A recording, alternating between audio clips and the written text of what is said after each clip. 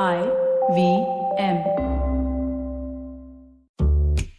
$100. That's all it takes to begin your journey with Bitcoin and Ethereum. No, really. With CoinSwitch, you can start investing in over 100 cryptocurrencies with just 100 rupees. On top of that, there are zero charges for deposits and withdrawals, so you can trade, buy, sell, however and whenever you want. All of this, plus their extremely intuitive interface, makes CoinSwitch the perfect app for beginners in the crypto space. But don't take my word for it. Just download CoinSwitch for free and try it out for yourself. If you'd like more information on cryptocurrencies, tune into a show about crypto with me, Rohan Joshi, my new adventure on IVM podcasts. CoinSwitch, kuch to badlega.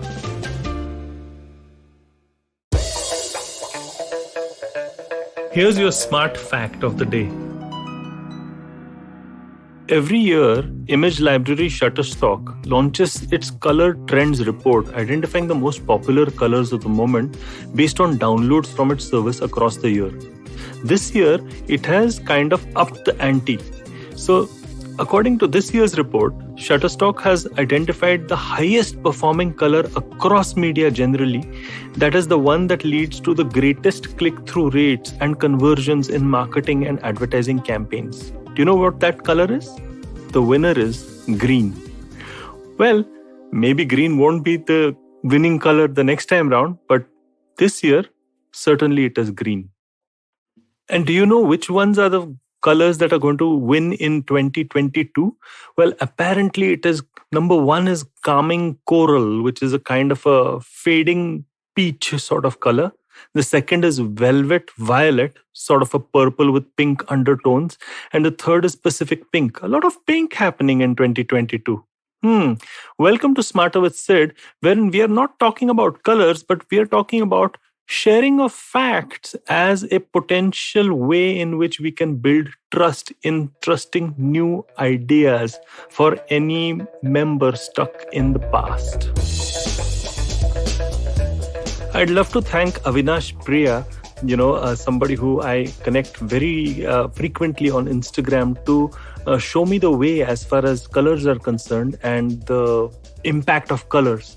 But as I said, this episode is not about colors. It's about how do I share some information, some new thought, some new idea with a reluctant team member or with a reluctant client or with a reluctant person in order to change their minds about accepting change and trying out something new. This is a big quandary. It was raised by a lot of my students who listen to my lectures and say, what you're saying is very nice, very cool, very amazing, but I've got a lot of people who are stuck in the past. Marketing professionals, marketing practitioners who are stuck in the past with their good old ways of doing things. And is there a way in which we can actually convince marketing practitioners? Because, they're full of them and they're all stuck in the past. So how can I, make sure that they listen to what I have to say? This is a really tough question. And I think it begs for a very thought through answer because it impacts the way in which we work and our work output on a daily basis almost in the workplace. So let's try and figure this one out. Let's take the color example that I gave. Now, yes, these are facts. These are facts coming from surveys and all of that. But people are not going to really believe in those facts or thoughts or whatever if they go against what they believe. So if I believe that a certain color is going to work much better than the colors that I mentioned, they're going to say no, this is rubbish, this is not going to really work because I know which colors work, etc., etc. And when I mentioned the name Shutterstock, you suddenly say, Shutterstock is quite a well-known thing, maybe they're on to something. And that is when the power of agency actually impacts the way in which people's attitudes towards some new idea comes to mind. So that is the first method that I'd like to propose to any person trying to convince somebody of a new way of doing things. Don't talk about it as if it is your own idea, but maybe refer to something which is very popular that they can connect to and say, look, even they're validating it, because it goes a long way. It's a very practical way of doing things, but also surprisingly very effective. People believe in the power of the agency. People believe in, trustable sources rather than the facts themselves. The second way that I propose to change somebody's mind about a new way of doing things, whether it's in marketing, HR, finance, whatever, but let's take marketing. So let's assume that you're trying to talk through a new way of doing, say, a go-to-market strategy, and you found, something amazing that you want people to try out. Well, don't.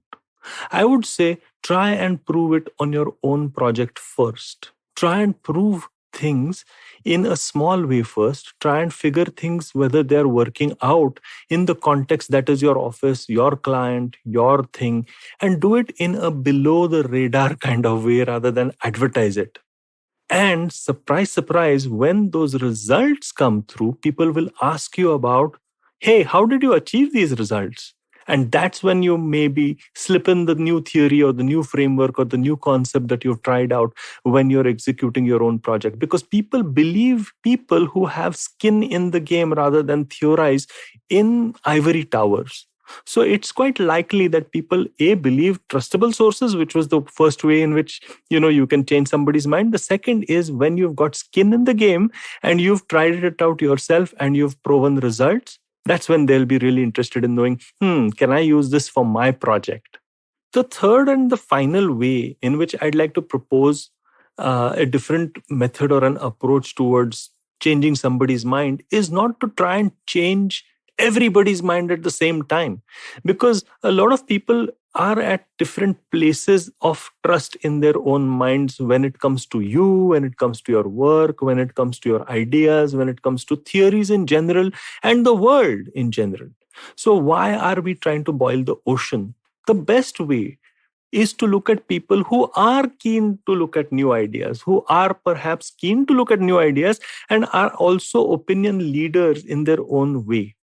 And maybe reveal that theory, that concept, or that framework to them instead of trying to convince each and every person. You know how boring it can be when you're at the receiving end of things, when somebody's really convinced about a new thing, whether it's a new political party or a new way, a new religion.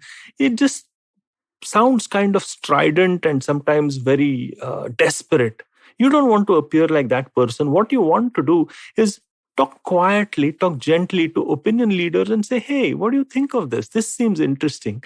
And if one or two or maybe even more opinion leaders actually connect to, this new concept or theory, they will take it and spread it across the naysayers. Then it becomes their identity, their problem, their opportunity, rather than just an uphill battle that you have to fight on your own.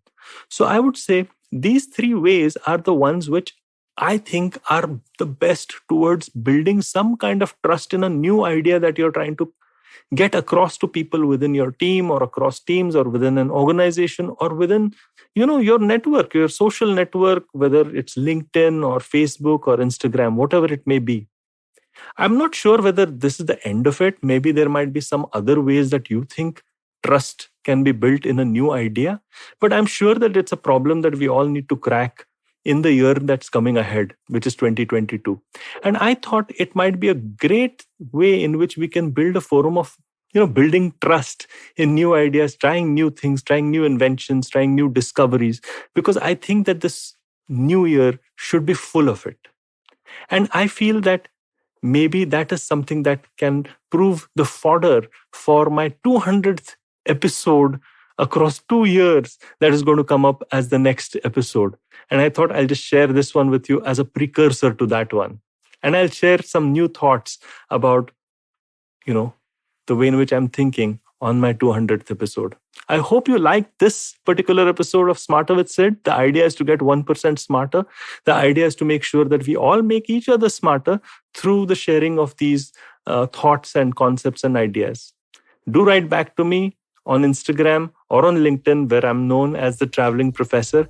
And if you like stuff like this, just check out all the wonderful things that IVM's got in store for you. I'm sure you'll love it. Until next time then, see you soon. Can't wait.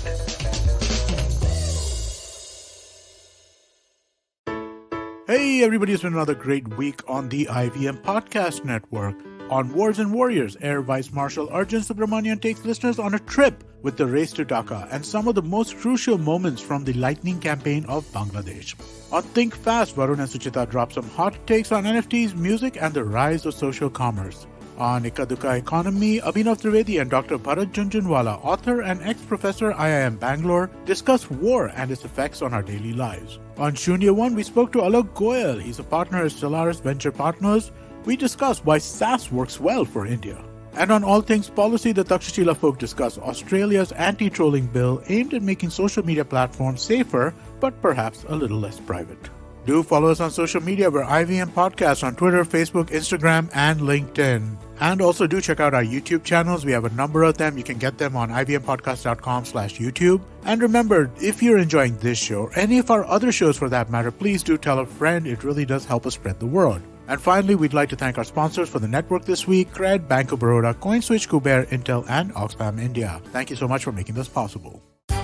Come learn and experience the ABCDs of being queer with me, Shunetro, and me, Farhad, on our show, Gay BCD. The two of us take you through our stories and experiences of being gay men in the city of Mumbai and have candid and sometimes downright scandalous conversations about sexuality, gay culture, and everything in between.